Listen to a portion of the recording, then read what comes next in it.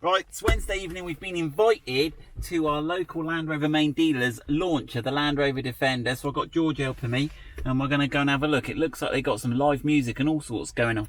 We've come late in the day to the party. Hopefully there won't be so many people here and we better get a bit of a better look. I'm hoping there'll be an expert from Land Rover, because normally when they launch the cars, they send them out, the first edition ones, with a specialist from Land Rover, and they really tend to know their stuff, so I can pick their brain and see what's going on. Right, let's get out the car and see what's happening. Okay, so it looks like they've laid it on a pretty swanky event. We've got a violinist going on over here. It looks like they've only got one car, so we'll go and sign in and see if we can find someone's brain to pick. Right, let's go, George. Right, so here we are, we're at Grange Land Rover in Swindon, and we've got the launch vehicle. They've very kindly just turned the music down a bit so we can talk. We've just had a chat with a couple of the experts actually from Land Rover, and I'm going to talk you through a little bit more. Some of this we already covered when we went to Frankfurt earlier, didn't we? So let's just have a look. So again, on the front headlight, they still haven't put a guard over here. The headlights, so now's the time where you need to start thinking, if you want a Defender, what model do you want? And there's quite a complicated, and I'll try and get some documentation and put links down below. But one thing I was pleased to see is that if you buy the base model, so the base model is called the Defender, and then it goes up to the S. So that's the first leap up.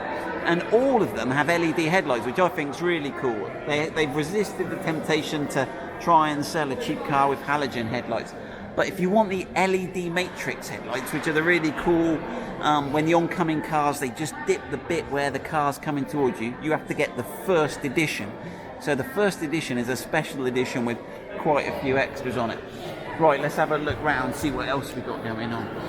Another thing I'm not sure about, and we've just been talking, is the pillars. They've got the floating roof design. So you'll notice that all the door top is black, and if you go along the side, it's all black at the top. When you close the this sort of floating roof.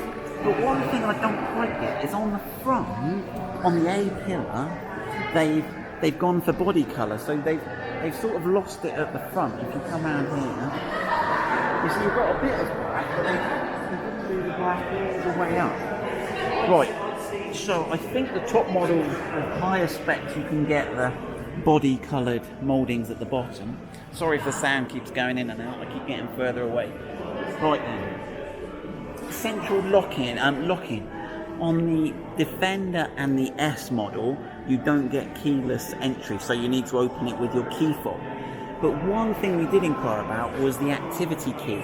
So what's cool now is you don't actually need to take your car keys with you if you wear the wristband, the activity key. But I think to get it configured, it was the £700 option, but that would be quite cool because you wouldn't need your car keys again. Another interesting thing I asked them, the Defender's notorious, the old ones, for being stolen. But they have got some security features built into every new Defender, and one of them is the keys have got a dual transmitter in them, so it transmits 2 signals.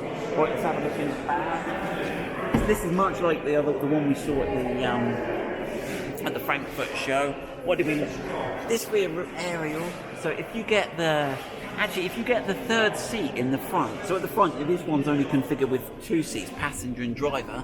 If you get the seat that's the middle seat, because you can't see the rear through someone's head, you have to go for the upgraded area with the rear view camera, and your rear view mirror is then a screen. That is a feature on the higher models, but on the S you have to do that. Right, what have we got in the boot? This one doesn't come with the S, doesn't come with a power outlet, so this is an S. It's not 7-seat configured, this one, so you've got the space for, well, not your spare wheel because it's on the back door, but you've got some space for some stuff, including a jack there. So that's all cool. Right then, what else did we get? I think we needed a tread plate there, unless it's going to get scratched. But apparently Land Rover do one. Right, let's have a look. So this one is an S, and you can tell it's an S because you've got an S badge here, right? You can tell it's a diesel because it's got a D for diesel and it's got a P for petrol. And the number that follows is the type of engine, but it's actually the brake horsepower. So this has got a diesel 200 brake horsepower engine in, which is quite cool. I think the big diesels are going to be less popular. I may order one of these today. I'm looking at getting the long wheelbase. So this is a 110. So it's the longer one. Obviously, if you know your Defenders, the 90 is a 90-inch wheelbase and is the smaller one.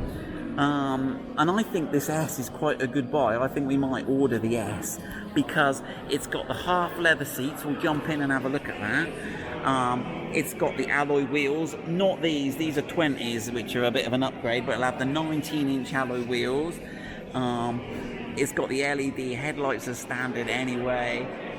It had some other features that it's got the active suspension, he said, which you don't get on the base model. So I think there are several things on the S that's probably worth going for.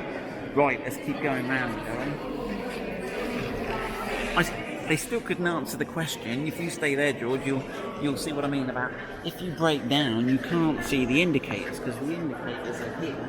If you've got your hazard warnings on, and you're out the back there. But apparently, I spotted this at Frankfurt, and other people have been asking it, and they still have got no answer as if you're broken down how they can see your rear lights. So mystery, deployable toy ball. No, it's deployable tow ball even. That will probably be quite popular. The whole body shell on this is aluminium, but it's not. Some of the body panels are steel, so you can do the magnet check. Again, we did that at Frankfurt, and they have now agreed that yes, some of the panels are steel, although the main monocoque body structure is aluminium. Right, we'll go and take a look inside. Before we jump inside, one thing I just forgot to mention, with all of the Defender models are going to have the 360-degree camera system, which is cool. So even the base Defender model, that's what the base model is called, has got the 360 camera. Normally that's an option on the Range Rovers and other models, so that's quite cool that that's fitted on all of them. Right, so here we are, we're sat inside the new Defender. This looks very familiar, doesn't it? This looks like very similar to the Range Rover Sport L494, where you press to get into park. We've got the screen, here we go, we can power it up. Quite a traditional layout. On this S, we've got this covered central barrier here. He did give us the name, but I've forgotten. Can you remember what it was, George? It had lots of P's in it. Per pivot per system. But this infotainment system, he said, is what's actually going to form the basis for all the new models. So that's one thing to look out for. The Defender is pioneering the new infotainment system. Phone, there we go. Navigation. We've got all the. He says it's a lot quicker, a lot sharper than previous ones. There you go. Oh, Industrab. It's in the German. There we go. Been going on the autobahns.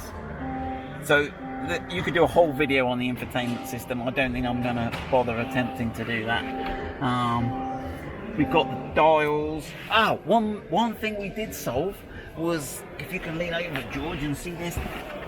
We saw this at Frankfurt and we wondered if it was something to do with some crash impact test, but apparently it's to stop you releasing the bonnet as you're driving along. So if I do this, I'll leave you in the car because you won't see, but I think that's going to sort of form a stop here to stop you pulling that.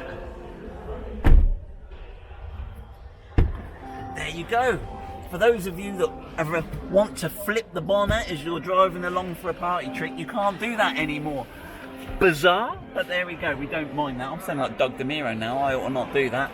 Right, my son's smiling away. What we got some badging in here.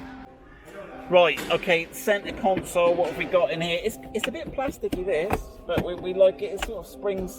Does it spring? Hold on. No, not really. We got a fridge in there.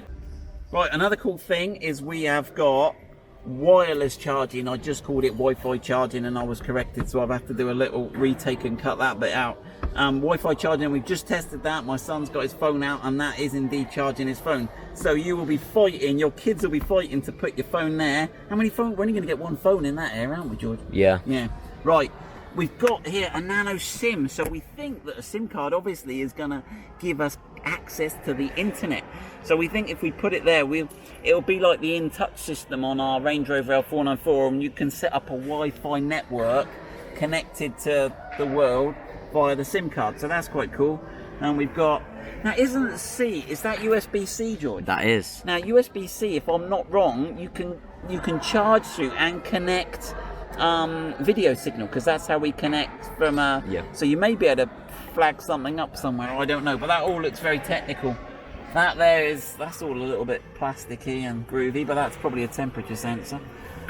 We got some little things in the roof that we don't know what they're for. They could be microphones for the phone, I'm guessing. Right, anything else that looks particularly cool in here, George? You got the Defender graphic there. More USB. More, yeah. How many USBs has this car got?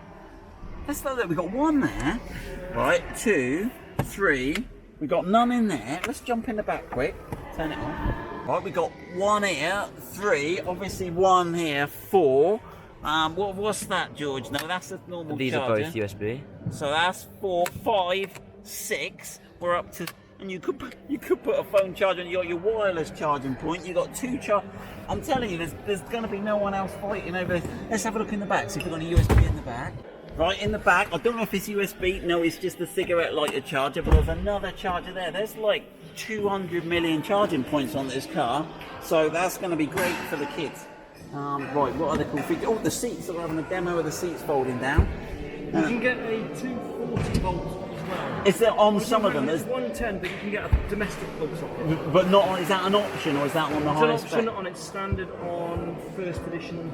First edition, yeah. So you get the 240 volt charger. If all those USBs and cigarette lighters aren't enough, you can, I don't know what you're going to plug in, your rice cooker? I don't know, but there we go. But that's quite a good demo of the load carrying capacity there. And they've all got this sort of quite scratchy plastic.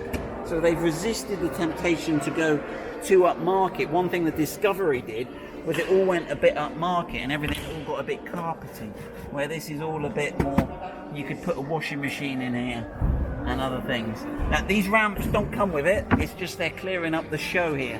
So if you have a look out there, George, you'll see they've got a whole showcase that goes round with the Defender launch, and they're packing that up. They'll be kicking us out soon. All the Volivants have gone. Right, let's keep looking, see what else we can find. Right, don't know why I'm up here, but I thought I'd climb up onto the roof and have a look. Obviously you've got a lot of fittings along here for your roof rack. You've got your safari windows, your panoramic windows at the top here. And go, some extra fitting points, doubtless that'll be useful for accessories. That step there was quite handy for getting on the roof. You've got a little step there to give you a bit more access there, which was handy. Brakes was an interesting thing. This model, the S, doesn't have the 6-pot calipers, which I'm sure will be an option or a standard fitment on the higher spec models. So this has got the floating caliper that we've seen before, but I'm sure that'll be a good upgrade video we could do. So we're probably going to order the S and then try and do upgrade models, videos on how to upgrade to the top of the range. Now, the top of the range was this, so it went X. Defender, then S, then SE, then first edition, then HSE, then X. It's something like that, don't quote me on that, but it's quite, and then you've got the accessory pack options as well. So there we go, we're packing up now, the show's over, even the violinist's gone home, but hopefully that'll give you, if you don't get a chance to go to one of the launch events, because I think they'll be travelling around the country with this, if you don't get a chance to go, I hope this has given you a little bit of an insight.